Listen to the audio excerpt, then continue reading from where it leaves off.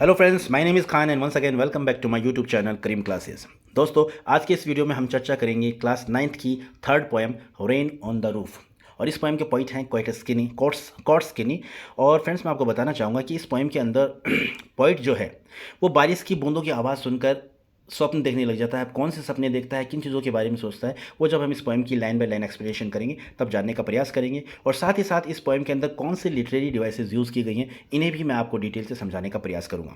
लेकिन वीडियो को स्टार्ट करने से पहले दोस्तों, मैं आपसे कहना चाहूँगा, अगर आपको मेरे वीडियोज़ अच्छे लगते हैं तो प्लीज़ इन्हें लाइक कीजिएगा और अपने दोस्तों के साथ शेयर करिएगा। और अगर आपने अभी तक मेरे चैनल को सब्सक्राइब नहीं किया है तो प्लीज़ इसे सब्सक्राइब भी जरूर करिएगा, क्योंकि आपका एक लाइक, एक शेयर और एक सब्सक्राइब मुझे मोटिवेट करता है।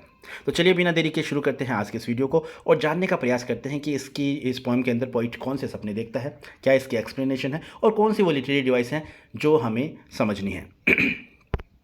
तो सबसे पहले देख लेते हैं, जैसा कि पोएम का नाम है रेन ऑन द रूफ और इसके पॉइंट हैं Coates Kinney. When the sky is covered with dark clouds and it starts raining, in point कहता है कि यानी जब आसमान जो है काले बादलों से कवर हो जाता है और बारिश शुरू हो जाती है। Have you ever listen to the patter of soft rain on the roof, क्या आपने छत पर बारिश की बूंदों की आवाज़ को कभी सुना है, महसूस किया है।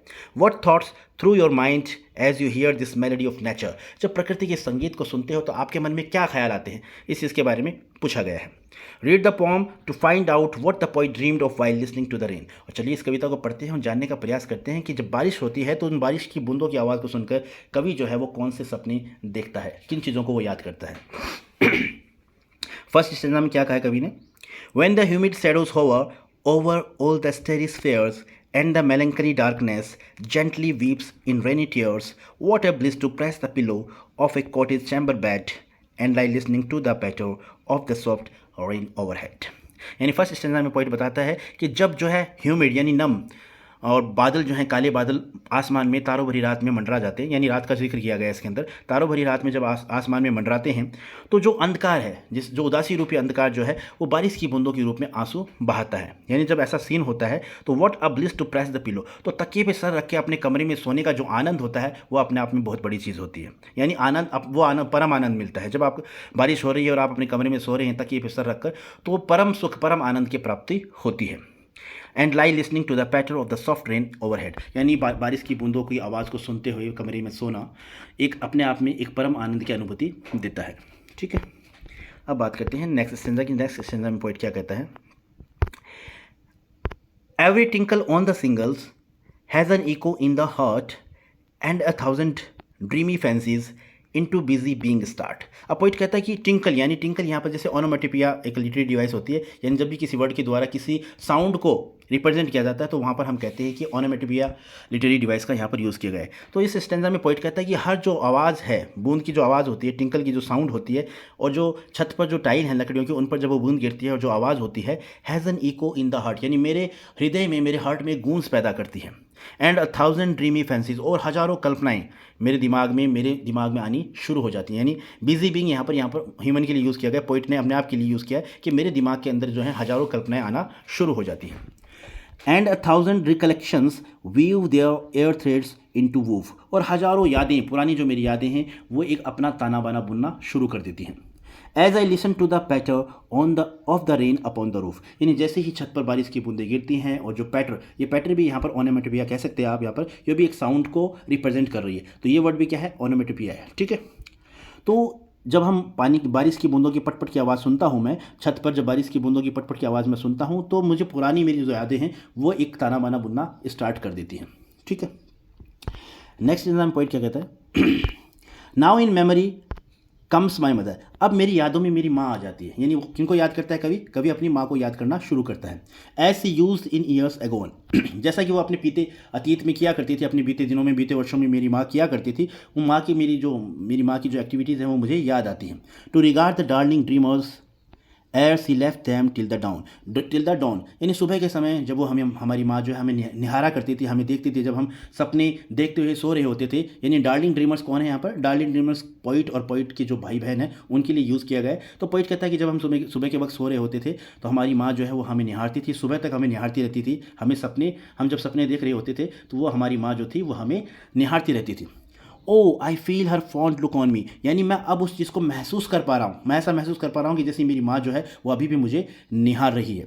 हालांकि अभी जो कवि की माँ है वो इस दुनिया में नहीं है, वो जा चुकी है इस दुनिया से, लेकिन कवि उस बात, उन यादों को याद कर कर महसूस करता है इस बात को कि उसे ऐसा लगता है कि जब बारिश हो रही है, बारिश की बूंदों को, जो बूंदों की आवाज़ जब वो सुनता है तो उसे ऐसा लगता है उसकी माँ जो है उसे अभी भी निहार रही है।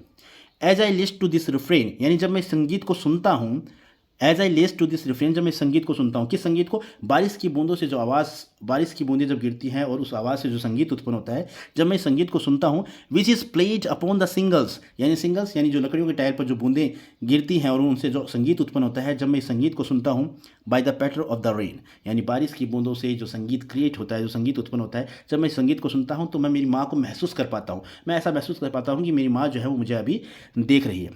तो इस तरीके से पोइट ने अपनी जो कल्पना है, अपनी जो सपन को बताने की कोशिश की है कि जब बारिश होती है और बारिश की बूंदें छत पर गिरती हैं तो वो क्या क्या फीलिंग्स उसकी होती हैं, कौन से वो सपने देखता है, किन को वो याद करता है। तो इन तमाम बातों को इस पोएम में पोइट ने बताने की कोशिश की है। तो ये थी इसकी प्यारी सी एक्सप्लेनेशन। मुझे उम्मीद है आपको ये एक्सप्लेनेशन अच्छी तरीके से समझ में आ गई होगी।